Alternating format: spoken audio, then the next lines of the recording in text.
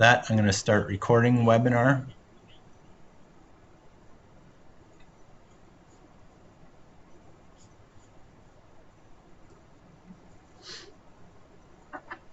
So can everyone hear and see okay? Or anyone? Yes. Great, thank you. Okay, so welcome everyone to today's kickoff or launch, official launch of the Target EcoTox Challenge. On behalf of the partners and sponsors, I'd like to thank all of you that have registered to provide a solution for the challenge that we've laid out. Partners and sponsors include Syngenta, Dow, the European Commission, U.S. Army Corps of Engineers, Environment and Climate Change Canada, as well as U.S. EPA. So what we wanted to do as part of this kickoff webinar today is to describe the process and timeline for the challenge that's starting officially today. Talk about a few of the logistics in terms of identifying technical points of contact for each of the solver teams, identifying a financial point of contact, discussing the shipping and receiving for the method development samples as well as reference samples, and then go through how you will actually submit your results. I have a few notes on publication and promotion, and then we should have plenty of time for questions at the end of the webinar. And again, this is being recorded, so if somebody has to drop off or leave early, we'll try to have the recording, hopefully with all the questions and answers as well.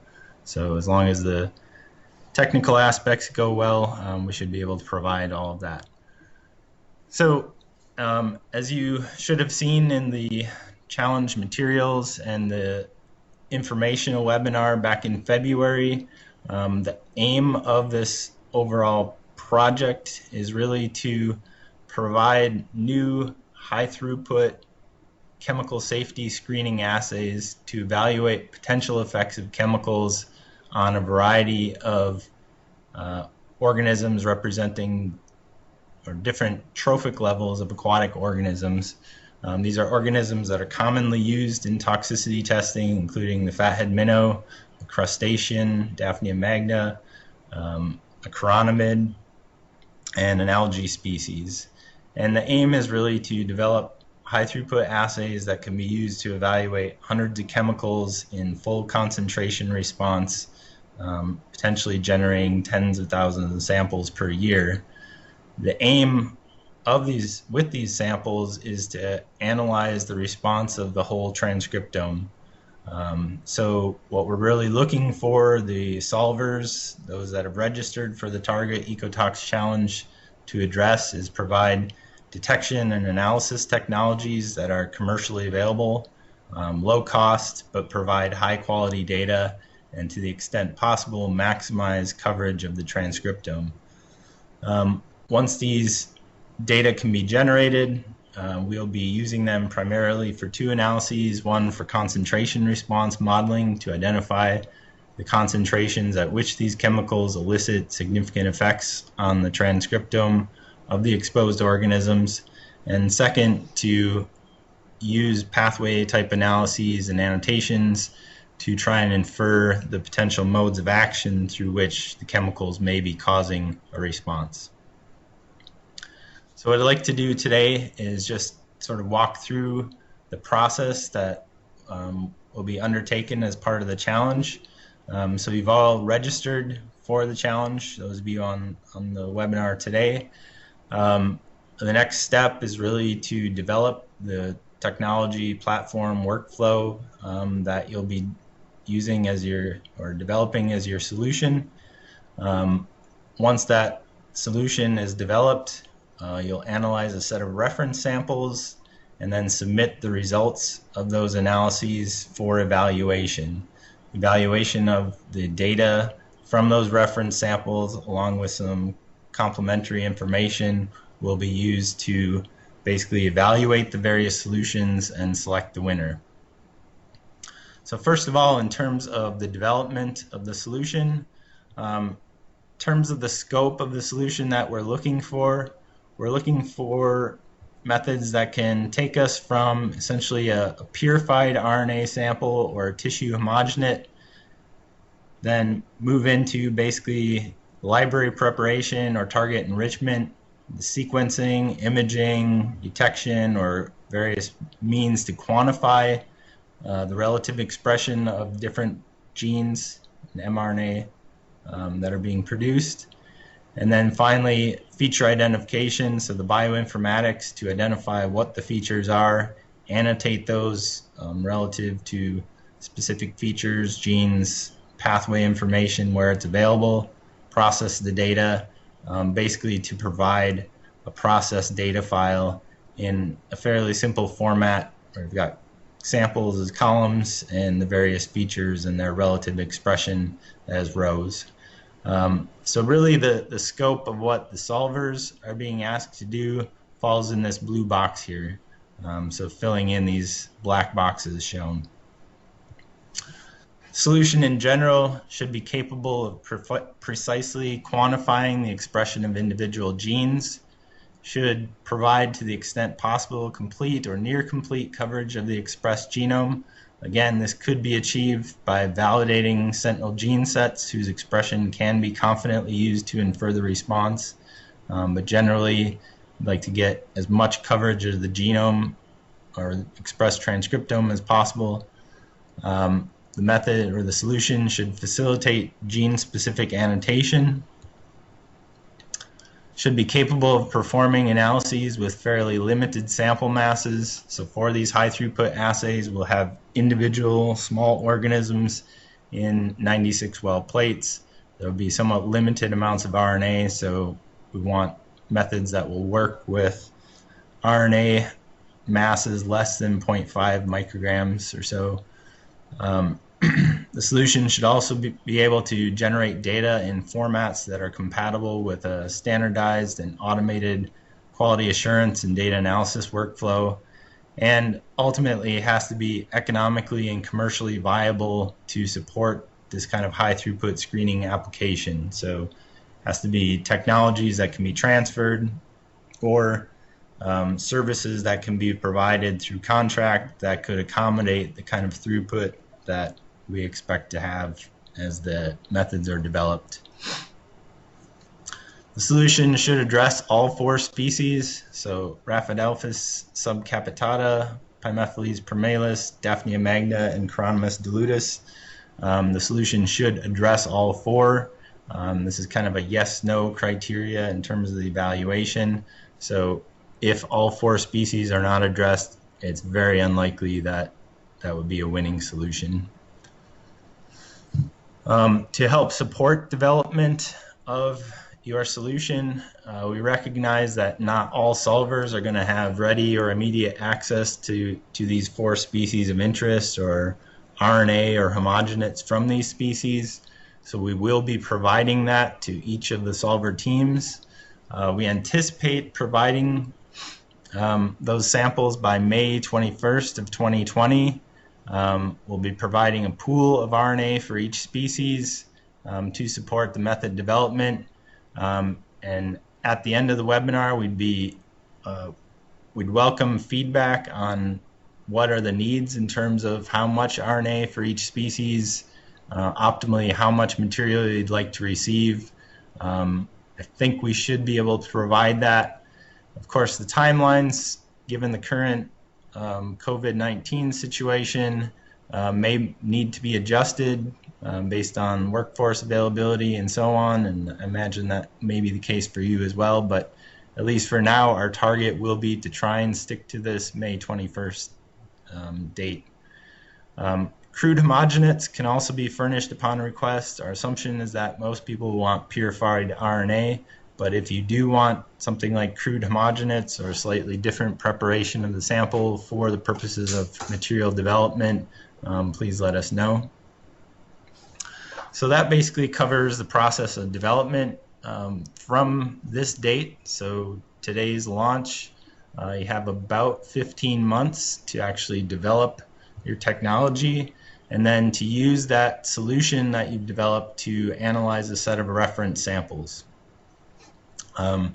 We anticipate providing reference samples to all the participating solver teams by September of 2020, so basically 6 months from this date.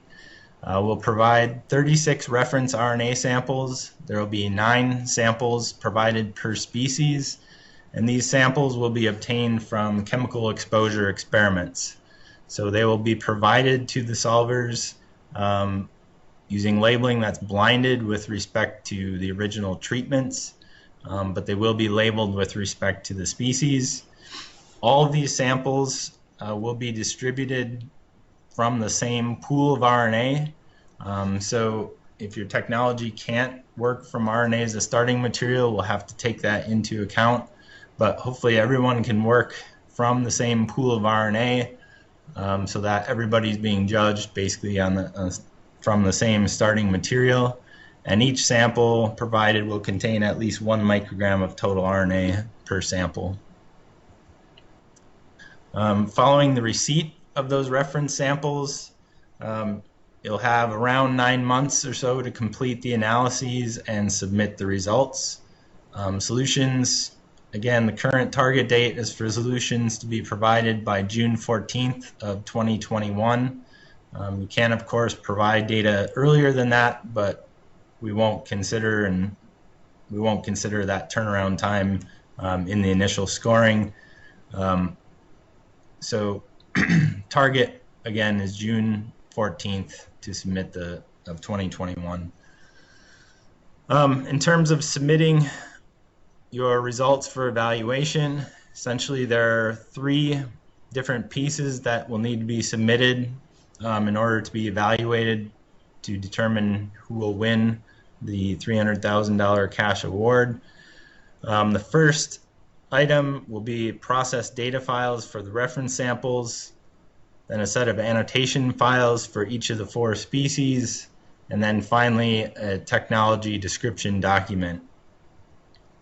So the process data file for the reference samples should be provided in the form of essentially a single table with a column for each test sample, a measure of absolute or relative expression of each gene or measurement feature for each sample as rows, and the solvers should be willing to furnish the raw data upon request by the sponsors, although it's not necessary to provide the raw data in your initial submission.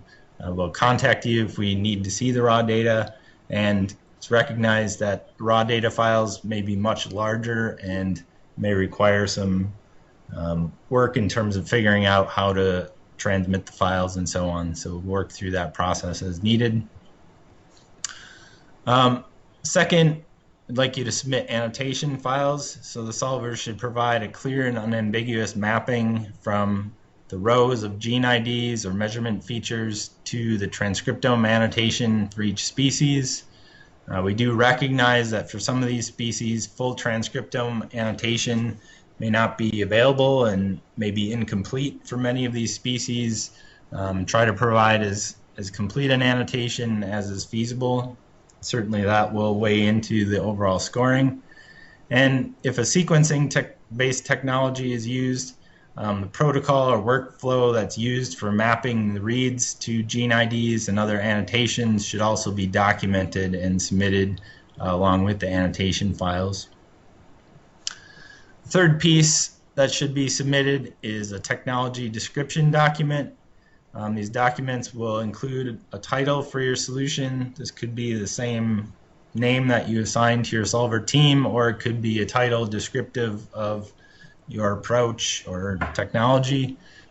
This title will be used in publications and promotions related to the challenge and the results of the challenge. So keep that in mind as you select your title. The document will also provide, or you'll also be asked to provide a description of your assay platform, your approach, the workflow and technologies used. That includes describing the conceptual and theoretical basis of the approaches that are employed. You can include figures. And again, as mentioned in the informational webinar, you retain the rights to all your intellectual property, although you will provide a description of the conceptual and theoretical basis for the approach. That will not be made public without your consent and approval. So those technical details that are provided will remain confidential as required. Third aspect of the document is to provide a description of quality control features that are provided through that workflow and analysis process that you're developing. Should describe the sample requirements, so both what quantity of reference RNA was used to generate the results that were submitted, as well as if you want to, it's optional to provide some description of performance trade-offs if smaller quantities were used, potentially demonstrate the capabilities with smaller quantities, and that sort of thing. We'll also ask you to provide a per sample cost. That per sample cost should reflect a viable commercial cost per sample if the assays or analyses were to be conducted as a contract service. So it should include a detailed breakdown of the supply needs, the labor, the equipment, any software licenses or specialized software that might be needed to process the data. Basically, anything that would go into a cost per sample should be estimated. And again, that detailed breakdown will be needed for the scoring and evaluation. Any downstream data analysis requirements should be described. So basically, we're asking that you describe the workflow that's used to convert the raw data to the process data table that was submitted, noting any proprietary software or data that aren't publicly accessible that needed to be used. Publicly accessible sources that are used should also be described.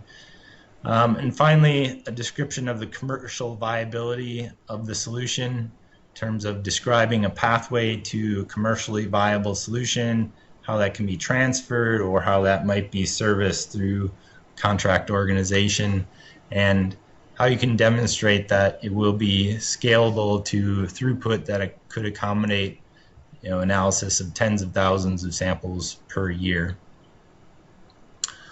Once the results are submitted, they will be evaluated and scored by a panel of 4 to 10 reviewers. The review committee has not been completely selected yet, and we're taking steps to make sure to avoid any conflict of interest with the registered solvers.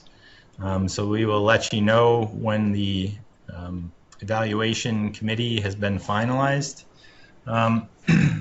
Solutions will be evaluated based on 3 main criteria. First, the quality and performance of the solution and the associated data, the economic and commercial viability of the solution, and the overall transcriptome coverage provided. So in terms of quality and performance, explaining the quality control of the solution will account for about 10% of the score in this area. We'll be looking at the data collection and extraction methods, and that there's adequate detail to understand that process. Precision and accuracy will also be considered. Precision in terms of analysis of blinded technical duplicates, as well as looking at things like clustering and concordance among samples that were exposed to similar treatments. We will also have pre-qualification data for the samples, but note that we recognize that there is not a gold standard method, and so we won't be expecting your results to match perfectly the pre-qualification samples. Those are simply being used as a reference and concordance not only with potential pre-qualification data, but also concordance among the various solutions submitted, and other considerations will be taken into account. And so precision and accuracy will be sort of considered together.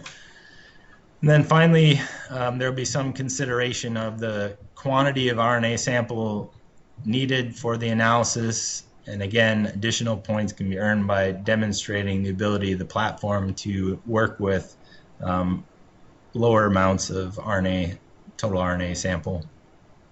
In terms of the economic and commercial viability, Per sample cost will be considered in terms of the score assigned here. So maximum points for solutions of $20 or less, basically fewer points for higher cost per sample. And then commercial viability and the throughput capability of the platform will be the other consideration here. Final consideration is transcriptome coverage. So description of the approach and annotation, evaluating the overall transcriptome coverage across the 4 different species, and again recognizing that transcriptome coverage may vary based on these species, and then again looking to see whether all 4 species have been addressed, and that's really a pass-fail sort of criteria there. The intent is for the award to be announced at the end of September of 2021. And so just to recap the key dates, and again, this will be available. These slides can be sent out to everyone following the webinar. But basically, the challenge begins today. We're asking that by April 15th, you provide information on the financial point of contact, and I'll talk more about that in a minute. Around May 21st, we aim to provide samples that can be used to support your method development, optimization, and evaluation of your solution as you're developing it. The reference samples that will be used to actually evaluate your solution will be provided in September of 2020. Around June 14th will be the challenge end, or the solutions be due on the 14th in 2021, and then evaluation and scoring will begin about a week later, with aiming to wrap up evaluations by the end of August and announce the award in September. And again, this is the timeline that we aim for. Given the current situation, we recognize that things are a little bit fluid right now, both in our ability to provide the samples to you on time, but also you may also have challenges in terms of developing your solutions. And so we will be adjusting this timeline as needed given the circumstances, but this is the target right now. In terms of logistics for the challenge, I want to talk a little bit about points of contact, financial point of contact, shipping and receiving details for the samples, and then submission of your results. So first of all, we'll ask that each solver team identify a single technical point of contact that will represent the whole solver team. That technical point of contact should provide information such as their name, position title, affiliation, contact phone number, email, and mailing address. Teams also have the option to list other team members and partner organizations that are part of their solver team. That is optional, and it will be used primarily for the purpose of an acknowledgement. So recognizing the contributions of others that are helping to develop the solution, any publicity and so on that would be related to the challenge would then refer to these additional solvers. But all communications related to the challenge will be directed through the technical point of contact. It's also important to note that by registering and providing a signed technical point of contact form, and when I refer to that form, that's not available on the website yet, but it'll be distributed to all the registered solvers following this webinar within the next couple days. The technical point of contact will agree to the terms and conditions of the challenge on behalf of their entire team and are responsible for compliance with the terms and conditions. And those were all spelled out in the informational webinar and online, and they're also laid out on the technical point of contact form if you need to review those. In terms of the sponsor point of contact, I will serve as the point of contact. My telephone and email contact information is provided here. I will be doing roughly monthly check-ins and update emails with the various solver teams just to see what the status is and to provide updates if timelines need to shift or something based on the situation. So you can expect to hear from me roughly on a monthly basis. Solvers and solver teams are also asked to identify a financial point of contact by April 15th. This should basically be the name, address, and contact information for an individual that will be responsible for actually distributing the funds to the winning solver team. And a form will be provided for that. This individual is responsible for all subsequent distributions of funds. So if the team were to win the award, if that award is to be split among multiple partners or individuals, it's the responsibility of this financial point of contact to divide up and distribute the award money to those individuals and organizations. In that regard, we encourage the solvers to establish and agree to an award distribution plan in writing prior to identifying your financial point of contact. And again, having a plan in place for how you would use the award money. It's not necessary for you to provide that to us, but it's a good idea within your teams to have a clear picture of what that's going to be if you were to win. The sponsors will be responsible for delivering the award money to the financial point of contact for the winning team only. The exact timing of the award payment will be subject to relevant federal laws, policies, and procedures. So right offhand, I don't know for sure exactly once the award is announced how long it will take to get the funds out, but we'll try to make that process as expedient as possible. In terms of shipping and receiving for the method development samples as well as the reference samples, the solver teams should provide an overnight shipping address and contact information for the person and location that the samples should be shipped to. The sponsors will email the solver point of contact to verify a shipping and receiving date, so they won't just show up out of the blue. We'll make sure that somebody's there to actually receive the package. Sponsors will fill out a chain of custody form. We will ship the samples along with the chain of custody, and we will be paying for the shipping costs. The solver then is just asked to verify receipt of the samples and return the chain of custody via email, so that we know that the samples arrived intact, and so on. In terms of submission of the solution, we ask that you submit the process data, the annotation files, and your technology description document via email.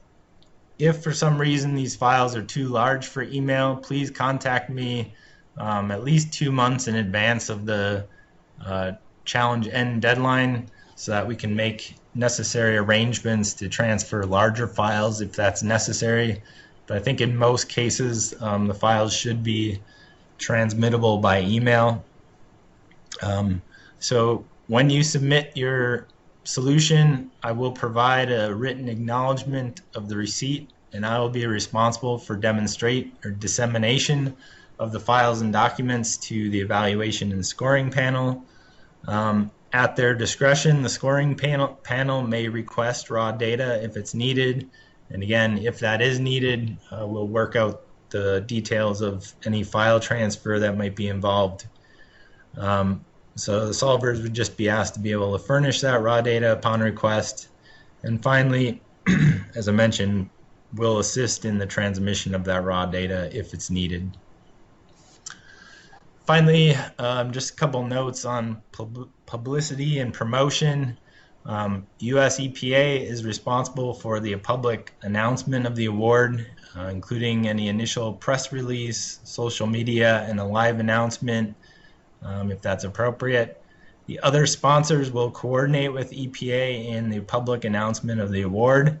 Solvers, of course, are welcome to publicize the award, amplify it through social media, press releases, etc. at their discretion, but we ask that you refrain from doing that until the award has been publicly announced. So if you have information about the status of your award before the actual public announcement is made, we ask that you keep that confidential until it's publicly announced. So with that, that covers most of the details I wanted to go through today. So at this time, I would welcome everyone to go ahead and either unmute your lines if you have questions, or if you need to submit your questions in writing using the chat box, you can do that. With the screen up, I can't see the chat box right now, so Dana, perhaps if you see a question in the chat box, if you could read that out, that'd be great. So any questions?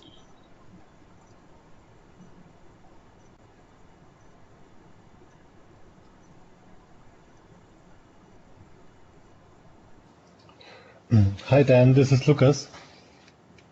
Hi there. Hiya. Do we need to agree on a non-disclosure agreement, an NDA actually, for this project? In terms of a non-disclosure agreement, so are you talking about the sponsors disclosing your technical details? The technology and technical details. Yeah, it is part of the terms and conditions that we as the sponsors will not disclose your intellectual property. If you want to be assured of that by having us sign a non-disclosure agreement, we can certainly take a look at it and run it past our lawyers and make sure they're willing to do so. But again, terms and conditions state that we will not disclose your intellectual property, and we'll certainly consult with you before we would make any of the information you provide public. Okay, thanks Dan. Thanks. Sure.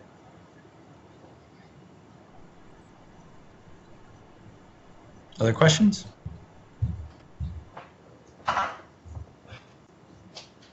Maybe I'll go one more time then. Regarding the feature identification. So of course we could have relative gene expression values in terms of counts per million or FPKM, RPKM values. Would that be sufficient, or do you really need to go into the pathway analysis? So what level of detail would be sufficient, or which would be superior?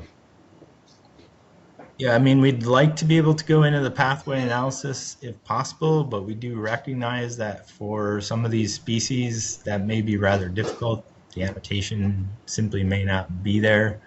So again, the part of the challenge is to challenge you all to determine how much annotation you can provide. If your solution provides relatively limited annotation, that doesn't necessarily disqualify you. It's just one of the considerations that we'll take into account when evaluating the winning solution. Okay, it's clear to me. Thanks. Mm-hmm.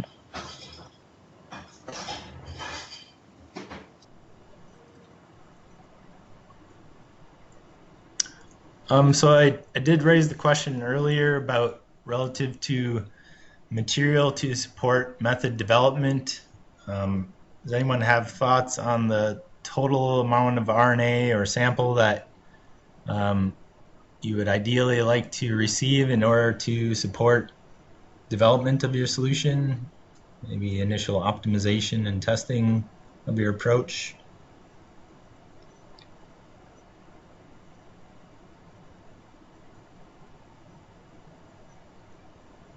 And if you don't have thoughts on that immediately, I'd certainly welcome you to contact me by email with suggestions as to how much material. Since this will be pooled RNA material and we do have access to these organisms, it should be feasible to provide, reasonably large amounts.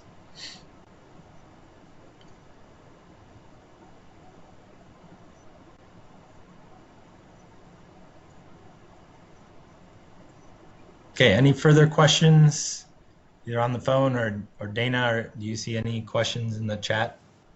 I see Paul Lucas is typing something, but he's not yet done. So here's a follow-up on the amount issue. Do you want to speak? Can also do that, but I just have to say that I need to do some calculations. I don't know. Anywhere between 1 microgram and 10 microgram should be fine for method development. Okay. So rather the upper limit as usual. Yeah. But okay, yeah. Sounds good. Thank you for the feedback. Thanks. Okay.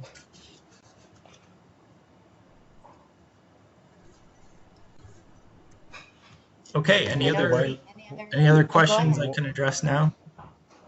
maybe one comment. I mean, it appears to me that I'm the only one speaking. But anyway, you said that the transcript coverage is, of course, crucial, but that in turn depends on the input amount. So if I go down from 100 nanogram input to 1 nanogram, of course, then probably also the transcriptome coverage will drop. So I'm just saying that we can display that in a proportional manner, but so there will not be only one answer, but then probably you have to choose, okay, do I rather go down with the input amount and am I happy with the coverage that I get here, or do I need a higher input amount, or do I have a lot of RNA, usually with all my thousands and 10,000s of samples, because I need this higher coverage. So there might be an interplay.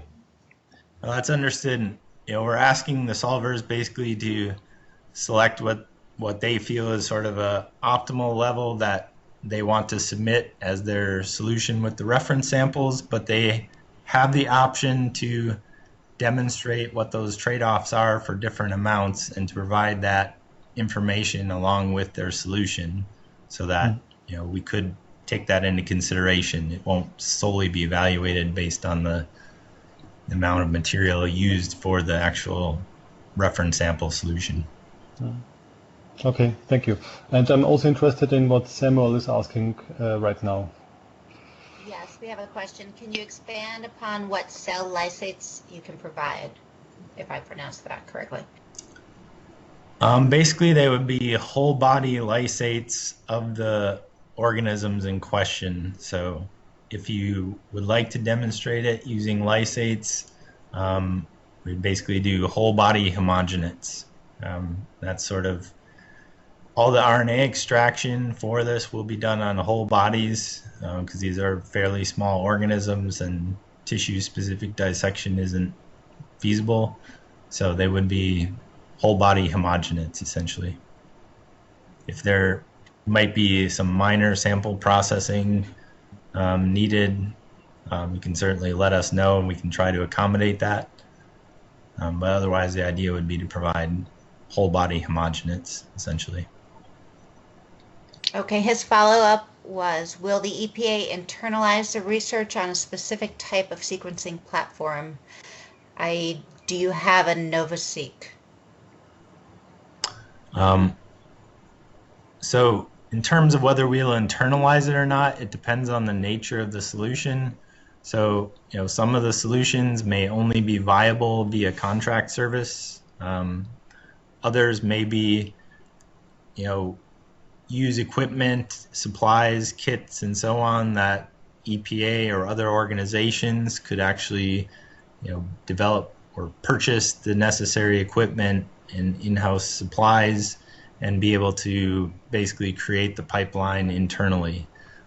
So the description of the per sample cost should sort of evaluate, what it would cost if you were doing it, if it was a transferable technology that somebody else was porting into their lab to basically set up and do, or what the cost would be if it was provided through a contract service, essentially. So you don't necessarily have to, include the purchase of the equipment into that estimated per sample cost.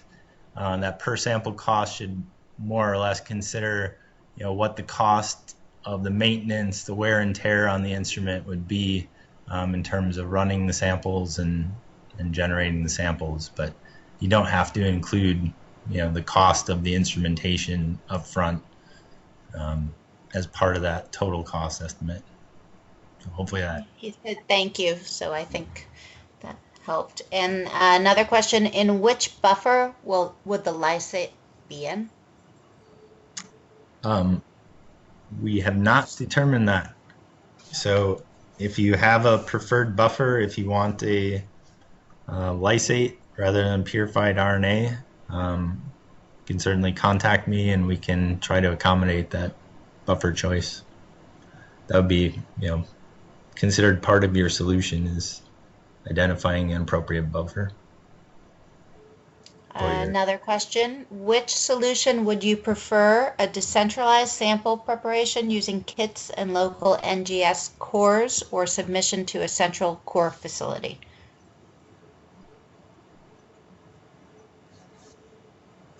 Honestly, we don't have a strong preference.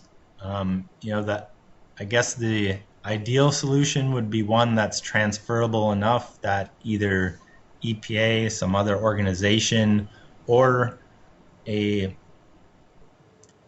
commercial entity that wanted to set up the capability to do these analyses to service EPA or other organizations could set it up so that you can sort of distribute the market and there's not a single contractor or single vendor that you can go to for the analysis. So the more disseminated in the market you can make it, the more transferable the technology, that would certainly be an advantage. Whether we would necessarily do it in-house at EPA versus contracting, that there's a lot of other factors that weigh into that. So hopefully that reasonably addresses that question.